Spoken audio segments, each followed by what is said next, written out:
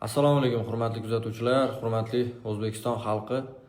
Men Ravshan Ilhamjonovich, Shahzod Uzoqov, ya'ni gol taxallusi bilan tanilgan MMA aralash jang san'ati ustasi sportchimiz advokat hisoblanaman.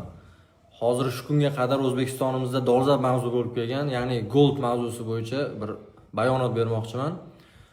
Goldni shu kunga qadar barcha tergov va sud jarayonlari o'z nihoyasiga yetdi va nihoyasiga ko'ra gold o'z qilgan qilmishlari bilan aybli deb topilib 5 yil muddatga ozodlikdan mahrum qilish jazosi tayinlandi.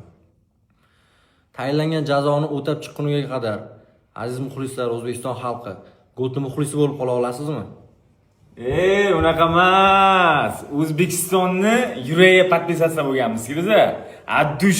Dushini va dushu.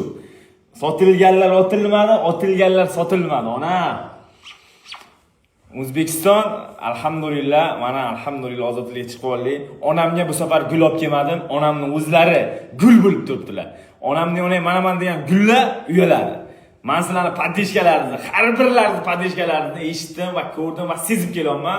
Sizlarga rahmat, kattakon. Sizlar bilan hali inshaalloh butun dunyoga O'zbekistonning bayrog'ini, O'zbekistonning nomini eshitgan payti badanni bijlatayotgan qilamiz inshaalloh. Dostoyniy mujiki demayman. Dostoyniy mujiklik qila olmadik. Dostoyniy mujiklik bo'layotganimizni onamizdan ko'z yosh chiqmasligi kerak edi. Порядочный mujik bo'lamiz bundan keyin. Davay mujiki.